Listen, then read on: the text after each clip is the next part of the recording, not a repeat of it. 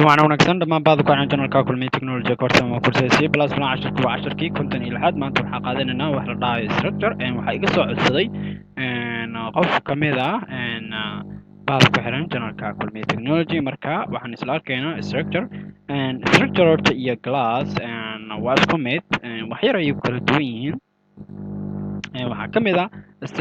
haddii aad class aad sameynaysid aad variable aad qabsatid variabladaas by default waxa waaye private structure-kana by default sida caadiyan waxa waaye public banaanka waa laga isticmaali karaa okay waxyaabo kalena way jiraan balse ma badna okay marka structure horta faa'iidadiisa iyo sababta aan ugu baahanahay bal horta waan isla arkaynaa balse aan tusiyo hal example kaasoo macnaha noo cadeynayo sababta aan ugu baahannahay structure sababtoo marka aad dhibaato aragtid ayaad waxaad dareemi kartaa ayaa xalkeeda la raadin karaa marka aan tusiyo sababta aan ugu baahannahay horta okay tusaale waxaan iska soo qaadanaynaa telephone okay waxaan nahay company telephone marka aan iska dhigno string waxaa rabaa variable qabanayo magaca telefonka okay magaca iska leeyahay maxaa yeele asigaa ku habboon waxaa iska leenahay samsung okay samsung a10 samsung a10 oo kala leenahay waxaa kaloo rabnaa storagekiisa inta uu qaadayo xajmigiisa waxaan ka dhigaynaa 32 float asigana waxa waaye lacagta kan waxa waaye tiro nadiif ah soo qaada tiro aan dhibic lahayn kan waxaa lagu shubi karaa tiro nadiif ah iyo tiro dhibic leh labadaba okay lacagta waxaan horaan soo sharxay dataabka waa aadi kartaa lacagta okay lacagtiisana waxaa iska leenahay waa $100 haddii aad rabto dhibic waxaa dhigi kartaa 5 okay adiga ayay kugu xiran tahay haddii aadtan dhibicda baa ka reebi kartaa okay sida hadda aa ujeediin waxaan sameynay hal telephone maxaa yeele halahan ka badan CPU-ga waa xarey karnaa kalarkiisa xilliguu soo baxay sanadka waxyaabahaas dhan waa xarey karnaa balse xoogaa aad tusaale leh waaye marka waan iska yareynayaa si macnaha waqtiga oo noogu yaraado sidaa ujeediin intaan oo idil waxaan hadda aan ku qabanaynaa hal telephone magaca telefonka xajmigiisa iyo lacagta haddii aan rabo hadda A20 oo kale haddii aan rabo inaan sameeyo waxaan u baahanayaa isla intii oo kale balse haddii aan bel aan randho labadan variable halahan saddexdan variable iyo saddexdan variable waa isku magac kadibna sidaa ujeediin saddexdan variable iyo saddexdan variable waa isku magac marka compilerka error ayuu soo saaraya bal aan tusiyo qalad ayuu soo saaraya maxaa yeelay variablekan iyo variablekan isku magac wuxuu macnaha dhaha variablekan hore ayaa loo sheegay computerka inuu jiro haddana mar labaad ayaa rabtaa inaad noo sheegto marka problem ayaa kasoo baxayo si taasay u dhicin aan dhahno magaca laba le aan ku daro si ay u kala duwanaadaan xajmiga 2 iyaga dhan waxaan ku daraya 2 iyo 2 okay hadda caadi waaye wax qalada ma noo soo saarayo kuwana aan bedelo qiimayaasha A20 oo kale aan ka dhigo 62 oo kale waa iska tusaale $200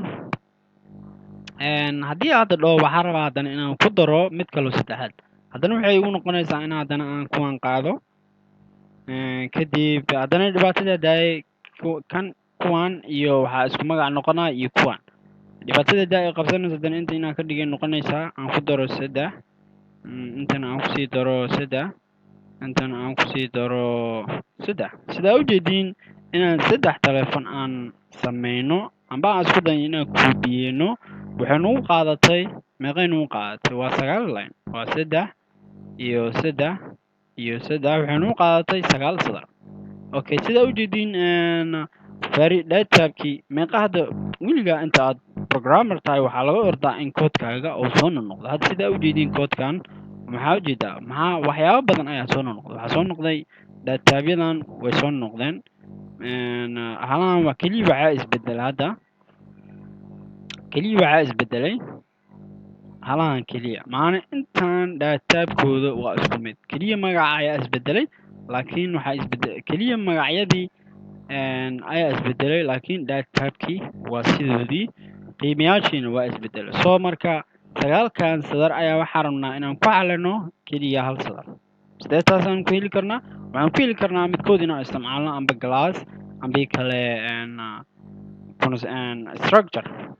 class isticmaalno ambi kale structure isticmaalno qaabab kalena way jiraan laakiin waa markii aad rabto user defined data type markii aad rabto lamadaas ayaa kuwa caansan oo la isticmaalo soo marka maanta waa casharkeenu wuxuu ku saabsan yahay structure sidee u jeedin 3 telefoon waxaynu u qaadatay inaan 9 sadar aan ku sameyno balaan isla aragno 3 telefoon waxaan rabnaa inaan ku sameyno 3 sadar si taas aan u helno waxaan u baahanahay structure markii aad rabto structure waa keywordkaas ayaa qaadanaysaa kaas waa structure kadib waxaad sheegaysaa magaca maadaama maanta waxa aan sameynayna ay yihiin telefoon waxaan leenahay telephone okay waxaan leenahay telephone okay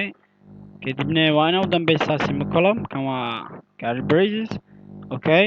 kadib waxaad soo qaadanaysaa halahana iska soo koobiyeysanaya si waqti igu yaraado okay waa soo koobiyeystay qiimayaashan waa ka tira maxaa yeelay hal qiimo ma rabo oo joogto ah waxaa rabaa mar kasta oo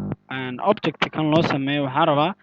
kuwan inay qiimayaal cusub soo galaan sida intaan oo kale annagoo codekeena reusable ka dhigayna mid oo dib loo isticmaali karo oo faa'iido noo leh okay sida u jeedii hadda waa sameysanay balaanta imaada mainka imaado constructorkeena isheeg structurekeena magaciisa waxa waaye waa telephone okay waa telephone marka waxaa leedahay telephone kan waa magacii structurekeena okay waxaa u baahan tahay variable sida kuwan oo kale kan waa data typekii kan waa variableka magaciisa marka magacii variable aan u baahannahay hadda t bisaaska leeyahay okay t haddii aan dhaho okay oo bilan run aan dhaho wuu shaqeynayaa balse variableadan waxaan u baahanahay inaan xog aan ku shubno si aan xog aan ugu shubno waxaan u baahanahay waxaad soo qaadanaysaa variablekii amba objectigii aad samaysay markii aad objectiga aad soo qaadatay kadib waxaad soo qaadanaysaa dood operator calaamad doodaa riixaysa kadibna sidaa u jeedin waxaa ii soo baxay ma waxaa rabtaa lacagta ma waxaa rabtaa magaca ma waxaa rabtaa xajmiga okay waxaa leeyahay magaca okay magaca markii aan dhaho kadibna waxaan ku shubayaa magaca laali iyo magacii aan rabay tusaale kan oo kale okay kan oo kale sidaasaan dhahnay control v okay kadibna waxaa dhahaysaa t dood xajmiga waxaa iska leedahay 32 t dood lacagta okay lacagtana sina balse sidaa u jeedin dhibaatada daaya aan ka orodnay ilaa hadda gudaheeda ku jirnaa okay structure waa qaadanay qaab cusub aan la imaanay balse halkii aan raadinayna ma helin so sidee ku heli karnaa halkii aan ku helin waxaan ku heli karnaa laba qaabood inaad function aad isticmaasho aad constructorkaaga parameter ugu baasto ambii kale in aad u samaysid structureka inaan constructor aan u sameyno kadibna aan kusoo baasano dhammaan xogtaan oo idin soo marka waxaan u sameynaynaa constructor okay banaanka maxaa imaanaya waxaa rabaa string magaca ma la iskaga qaadanaya intii xajmiga xaa la iskaga qaadanaya float asigana waxaa waaye lacagta okay kadib waxaa leeyahay dhammaan wixii inta lagu soo baasay magaca wuxuu leeyahay wixii magaca waxaa ku shubtaa wixii ma lagu soo shubay xajmigana waxaa ku shubtaa wixii aadaas lagu soo shubay lacagtana waxaa ku shubtaa wixii lagu soo shubay laal okay saa ujeedii markaa balaasna aragno faa'iidada hadda uu noo yeelanayo koodkeena amba qaafka uu noqonayo mid la isticmaali karo keliya hadda haddii aan bin la aran dhaho haddaaya waxaa noo kacay compilerka ayaa wuxuu noo sameynaya default constructor hadda laakiin error ayuu nagu qabsanayaa si taasaan u gudin horta kuwan commentaan iska saaro xalaan waxay ahayd keliya inaan idin tusiyo dhibaatada maxaa yeeli kartaan marar fara badan ayaanu labadan waa iska daliidayaa marar fara badan ayaan hore usoo aragnay so okay hadda haddii aan bella aan randho compilerkeena error ayuu soo saaraa maxaa yeelay wax default constructor ah ma jiro so hadda kan ayaan semicolon ka booday meeshaan semicolon ayaan ka booday okay haddii aad ku celsho weli error ayuu soo saarayaa waan kana wax default constructor ama jiro isla markii wuxuu naga sugayaa koodkan inaan wacno constructorkan kaasoo naga sugaya inaan 3 xog aan kusoo baasno xogta ugu horeyso ah magaca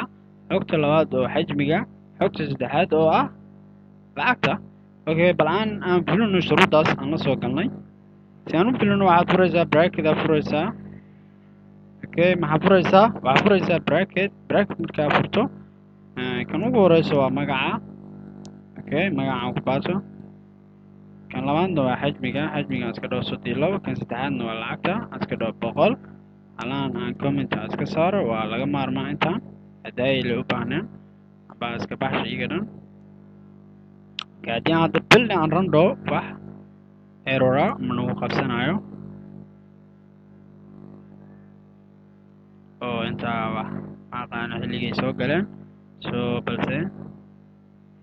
sida ujeedin wax error manuu qabsan marka haddii aan rabno inaan soo bandhigno magaca